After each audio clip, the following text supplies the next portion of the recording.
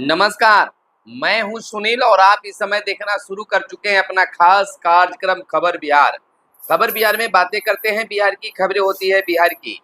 बिहार के खबरों के साथ साथ देश दुनिया में क्या कुछ चल रहा है तमाम खबरों से हम आपको कराते हैं अपडेट। बिहार में शिक्षा रोजगार का क्या है हाल और गांव की सरकार को लेकर क्या कर रही है बिहार सरकार, तमाम खबरों से हम आपको कराते हैं अपडेट।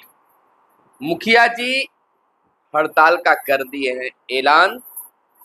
पंचायतों में कामकाज अब होगा ठप।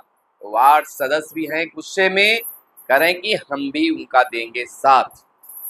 इधर ग्राम कचहरी के सरपंच साहब और पंच साहब भी खासे नाराज हैं, वो भी जल्द कर सकते हैं आंदोलन का ऐलान। वहीं बिहार के नियोजित शिक्षक अपनी पोस्टिंग को लेकर काफी चिंतित, जहां गृह अनुमंडल छोड़ना है तो वहीं बिल्कुल कुछ भी साफ नहीं है। कहना है सेवा निरंतरता का लाभ मिलता है तभी हम पोस्टिंग स्वीकार करेंगे, अन्यथा नहीं। सरकार झांसे दे रही है, झांसे में लाना चाह रही है और नियोजित शिक्षकों का 18 साल 15 साल और 10 सालों का सेवा समाप्त करना चाहती है। यह कहाँ का न्याय है।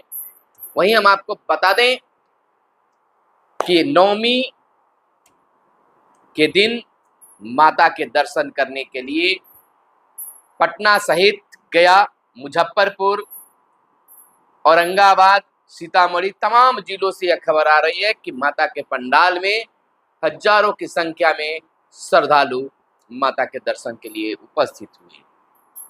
आज दशमी के दिन भी पटना में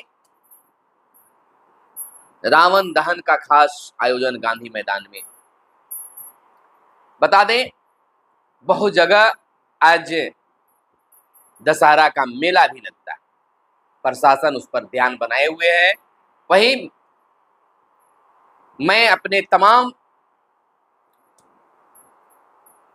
दर्शकों को, व्यूअर्स को, चाहने वालों को दशहरा पूजा की हार्दिक बधाई और शुभकामनाएं अपनी पूरी टीम की ओर से प्रेषित करता हूं। साथ ही आपसे आग्रह है कि अगर चैनल को अब तक सब्सक्राइब नहीं किए होंगे तो चैनल को जरूर सब्सक्राइब कर दीजिएगा, ताकि आप तक खबर पहुंचाने में हमारी टीम की मनोबल बढ़े, उत्साहित हों और काम करें। पहली खबर पॉलिटिक्स से, तेज प्रताप यादव एंड जीताराम मांझी माउस पॉलिटिक्स को लेकर। केंद्रीय मंत्री और बिहार के पूर्व सीएम जीताराम मांझी ने तेज प्रताप से कैमरे पर ही मांग लिया चूहा। कहा घर में चूहा है तो दे दो, हम खा लेंगे, हम चूहा खाने वाले हैं। जीताराम मांझी का यह बयान काफी चर्चा में है। वहीं बिहार पंचायती राज विभाग में 15,000 पदों पर होने जा रही है बड़ी बहाली। कुछ प्रमुख पदों में हम बता दें कि तकनीकी सहायक के लिए 2096 पद, लेखापाल के लिए 6,570 पद, ग्राम कचहरी सचिव के लिए 1,504 पद, न्याय मित्र के लिए 2,304 पद और वहीं पंचायत सचिव के लिए 3,532 पद और प्रखंड पंचायती राज पदाधिकारी के लिए 29 पद पर बहाली निकलने वाली है। वहीं आईपीएस शिवदीप लांडे की नौकरी से रिजाइन करने का फैसला लेने वाले शिवदीप लांडे का तबादला, राज्य सरकार ने शिवदीप लांडे का पूर्णिया रेंज के आईजी के पद से हटाकर पुलिस ट्रेनिंग का आईजी बनाया है। वहीं हम आपको अगली खबर बता दें कि बिहार के मुख्यमंत्री नीतीश कुमार तोड़ ले गठबंधन, यानी कि मुख्यमंत्री नीतीश कुमार को अखिलेश यादव कह रहे हैं कि सही समय है वह गठबंधन तोड़ लें। 18 अक्टूबर से यात्रा पर निकलेंगे गिरिराज सिंह, मुस्लिम बहुल इलाकों से निकलेगी यात्रा पर निकलेंगे गिरिराज सिंह। बड़ा फैसला है और क्या कुछ होता है देखिएगा। वहीं दोहरी पारिवारिक पेंशन की ऊपरी सीमा हुई तय, पेंशन के रूप में उच्चतर वेतन का 50 और 30% ही मिलेगा। इधर केंद्र सरकार की तर्ज पर राज्य सरकार ने भी यह सीमा निर्धारित की। बताते चले कि वैसे मामलों में जिनमें पति पत्नी दोनों पुरानी पेंशन योजना के तहत कार्य करते थे, उनकी मृत्यु के बाद संतान को दोहरी पेंशन की ऊपरी सीमा तय कर दी गई है। पुरानी पेंशन के तहत आने वाले माता पिता की संतान जो दिव्यांग है, उसे पेंशन के रूप में उच्चतर वेतन का 50 और 30% ही मिलेगा। केंद्र सरकार की तर्ज पर राज्य सरकार ने भी यह सीमा निर्धारित कर दी है। यह बड़ा फैसला है। वहीं तेजस्वी यादव ने कहा है, बिहार से प्रतिवर्ष 3 करोड़ लोग पलायन कर रहे हैं। कहा, हमारी सरकार बनने पर बिहार के श्रमवीरों को बिहार में ही काम देंगे। नेता प्रतिपक्ष तेजस्वी यादव जो है, नेता प्रतिपक्ष तेजस्वी यादव का यह बड़ा ऐलान है। नेता प्रतिपक्ष तेजस्वी यादव ने आरोप लगाया है कि बिहार को केंद्र से उसका हक नहीं मिल पा रहा है। दावा किया है कि राज्य से प्रतिवर्ष 3 करोड़ लोग पलायन कर रहे हैं। बीते दिन सोशल मीडिया पर पोस्ट कर उन्होंने आरोप लगाया है कि लगभग 10 वर्षों से बिहार में डबल इंजन की सरकार है। बिहार ने एनडीए को वर्ष 2014 में 31, वर्ष 2019 में 39 और वर्ष 2024 में 30 सांसद दिए। बावजूद बिहार को उसका वाजिब हक है, अधिकार नहीं मिल रहा है। उन्होंने कहा है कि हमारी सरकार बनने पर बिहार के श्रमवीरों को बिहार में ही काम देंगे। वहीं बता दें कि पहले आधुनिक कलेक्ट्रेट भवन में कामकाज नवंबर से, बताते चले कि मुख्य में कह सकते हैं कि मुख्य भवन होगा कलेक्ट्रेट, अगल बगल डीडीसी और जिला परिषद का कार्यालय होगा। राजधानी वासियों को एक ही कैंपस में मिलेगी विभिन्न कार्यालयों की सुविधा। बिहार के पहले आधुनिक पटना कलेक्ट्रेट का शुभारंभ नवंबर में होगा। निर्माण कार्य पूरा कर लिया गया है। इसमें 3 ब्लॉक का निर्माण किया गया है। मुख्य ब्लॉक में कलेक्ट्रेट कार्यालय होगा। वहीं इसमें अनुमंडल पदाधिकारी सह उप विकास आयुक्त कार्यालय के साथ ही दूसरे ब्लॉक में जिला परिषद सह बहुउद्देशीय भवन का निर्माण किया गया है। मुख्य भवन भूतल सहित 5 मंजिला और दोनों सहायक भवन भूतल सहित 4 मंजिला है। इसमें 2 जगहों पर पार्किंग की भी व्यवस्था की गई है। इसके अलावा मुख्य भवन में ट्रेजरी के लिए स्ट्रांग रूम बनाया गया है। भवन में आवागमन के लिए लिफ्ट और सीढ़ी की व्यवस्था होगी। आधुनिक कलेक्ट्रेट का निर्माण 6.324 एकड़ जमीन पर 153 करोड़ 53,14,509 रुपए से किया गया है। तो यह बड़ी काम बिहार में किया गया है। वहीं बीएड में 98% सीटें भरी। अब पूजा बाद होगा दाखिला। पीपीयू ने 160 और मगध विश्वविद्यालय में बीएड कॉलेज में 98 सीट रिक्त रह गए।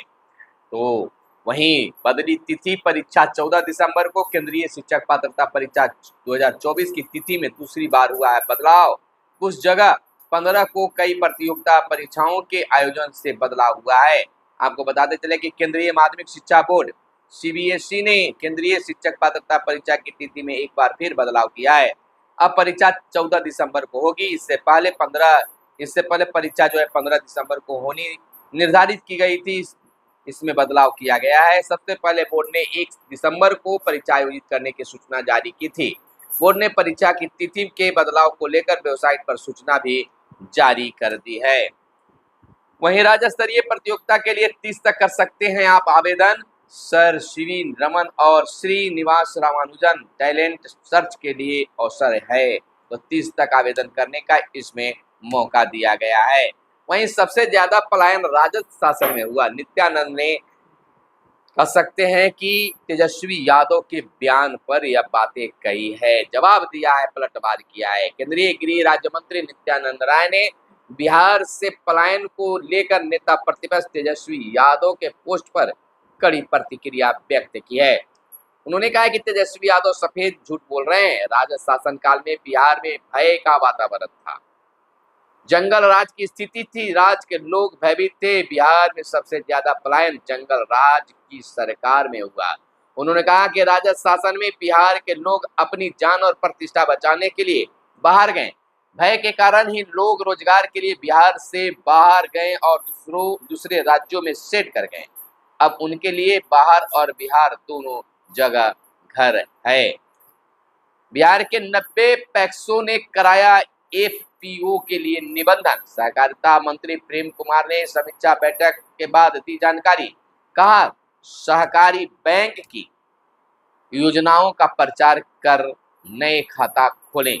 बिहार के 90 पैक्सों में किसान उत्पादक समूह एफपीओ के लिए निबंधन करा लिया है। अन्य 8 पैक्सों में निबंधन की प्रक्रिया फिलहाल चल रही है। जल्द ही एफपीओ के पहले चरण का लक्ष्य पूरा कर लिया जाएगा। यह प्रेम कुमार का बयान था। वहीं बिहार को केंद्र से त्योहार पर 17,921 करोड़ मिले। सम्राट बोले, केंद्रीय करों में हिस्सेदारी के तहत दी गई है यह राशि। बिहार को केंद्र सरकार ने त्योहार के मौके पर केंद्रीय करों में हिस्सेदारी के तहत 17,921 करोड़ रुपए मिले हैं। जानकारी के अनुसार केंद्रीय करों में हिस्सेदारी के रूप में दूसरी सबसे बड़ी राशि बिहार को प्राप्त हुई है। बीते दिन उप मुख्यमंत्री सह वित्त मंत्री सम्राट चौधरी ने बताया कि केंद्र सरकार द्वारा राज्य सरकारों को कुल 1,78,173 करोड़ रुपए अग्रिम कर स्थानांतरित किया है। इसमें बिहार को 17,921 करोड़ रुपए आवंटित किया गया है। उन्होंने कहा कि त्योहारों के समय में मुख्यमंत्री नीतीश कुमार के नेतृत्व में बिहार को एनडीए सरकार को प्रधानमंत्री नरेंद्र मोदी की यह अनुपम भेंट राज्य में विकास कार्यों को नई गति एवं ऊंचाई प्रदान करेगी। उप मुख्यमंत्री ने इसके लिए प्रधानमंत्री नरेंद्र मोदी के प्रति बिहार की जनता की ओर से आभार भी जताया है। वहीं रोशनी से जगमग हुए 1,000 पूजा पंडाल। बिजली की अधिकतम मांग 550 मेगावाट पर पहुंची। 50 मेगावाट खपत अधिक हुई पिछले साल से।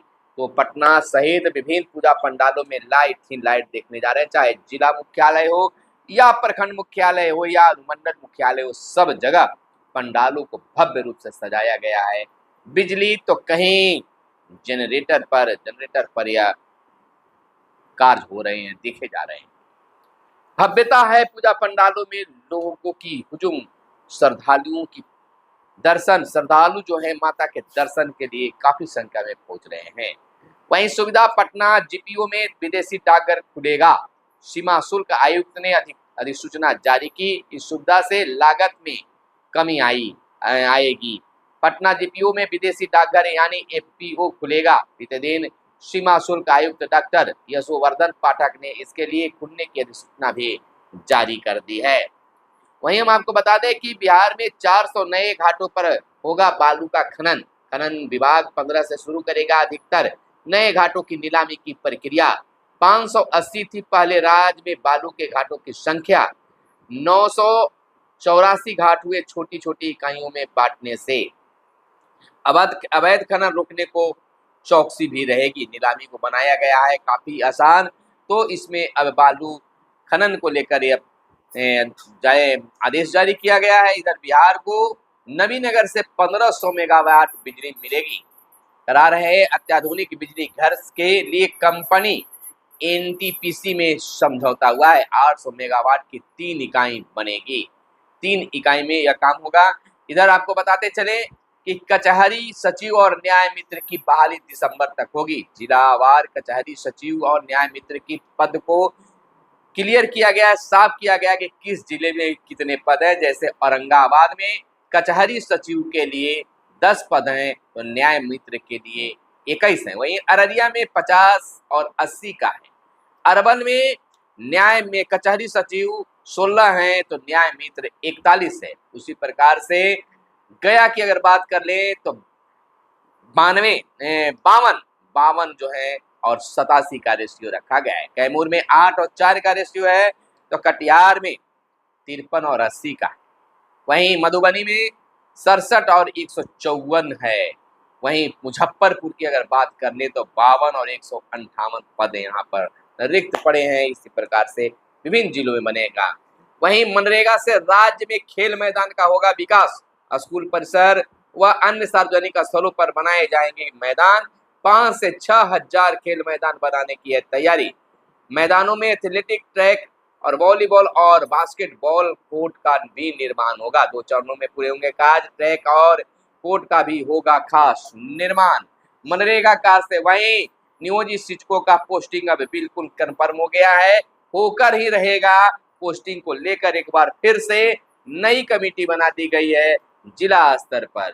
शिक्षकों के आश्रितों को नौकरी देने की जल्द प्लानिंग है बिहार शिक्षा विभाग का। अब जल्द ही बिहार के नियोजित शिक्षकों के पोस्टिंग को लेकर आवेदन देने की तिथि को सार्वजनिक किया जाएगा। शिक्षा मंत्री का भी बयान आ गया है। फिलहाल इतना ही। कैमरे के पीछे मिस्टर साहिर, फिर मिलेंगे अगले वीडियो में। तब तक के लिए दीजिए इजाजत।